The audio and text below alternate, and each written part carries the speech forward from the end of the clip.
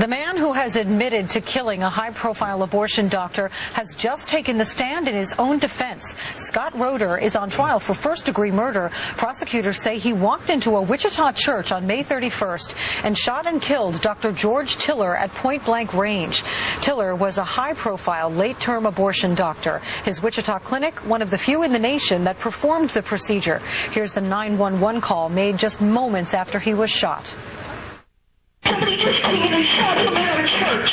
Somebody shot someone? Yes, Dr. Tiller. Dr. George Tiller was just shot. Dr. George Tiller was just shot in the nurse ma'am. Yes, what is the address? What is the address?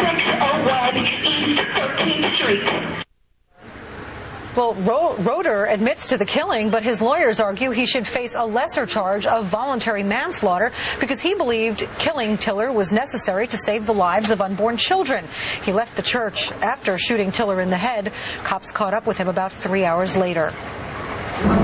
Where's the gun? And grab your shirt behind the collar and lift up your pants. Lift up your shirt. Slowly back him up. I'm going to have him thrown out. All right, driver, step backwards. Keep walking backwards. Well, Roeder was on the stand today, and he was asked if he killed Dr. Tiller. He said he did. He also told the jury he does not believe abortion is justified, even in the cases of rape or incest. Alicia Acuna is covering this case in Wichita. Alicia, what has he said on the stand so far today?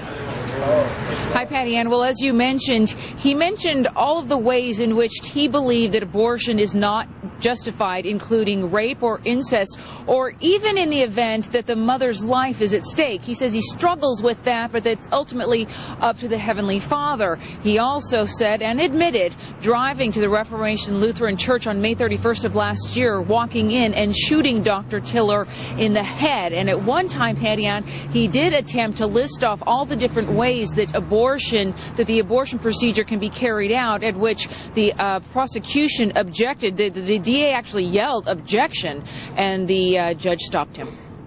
Patty Ann? So how is the defense making this case that this was voluntary manslaughter? Yeah, the judge says that the defense has quite a task at hand. Under the statute here in Kansas, they have to convince the jury and the judge that Roeder had an unreasonable but honest belief that he was preventing the death or harm of someone else. But he also has to convince them that the threat was imminent, that he was trying to save someone who was in danger just minutes away. Now, in doing that, it's been kind of tough, because what the defense is trying to do and what they've told the jury is that when Scott Roeder decided to shoot Dr. Tiller at his church on a Sunday away from his clinic, he was doing so because it was so difficult to reach Dr. Tiller. He said Dr. Tiller's clinic had gates and guards and bulletproof windows, that his home was in a gated community, basically saying he was impossible to get a hold of. Alicia Acuna reporting live from Wichita. Thank you. And let's get some legal perspective on this case right now with Matthew O'Connor, a criminal defense attorney. Thank you for joining us. Thank you. As Alicia said, he's charged with first-degree murder. His lawyers want to make the case for voluntary manslaughter, which means the defendant had an unreasonable but honest belief that deadly force was necessary to prevent another's imminent use of deadly force. Is it likely a jury will buy that defense in terms of preventing abortions? No, not at all. And the key phrase here is imminent. And this case is not about whether individuals are pro-choice or pro-life. This case is about an individual who planned and executed a murder with malice aforethought. And the time frame it takes to be convicted of murder one in terms of the deliberation is a split second.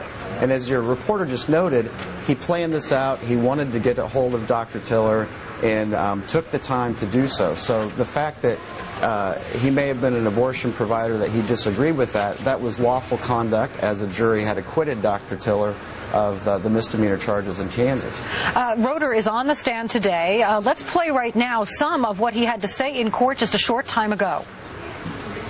A man's job to take life, or it is our Heavenly Father's. He is our Creator. He gives and takes life. It's never up to man to take life, only in cases of self-defense or defense of others.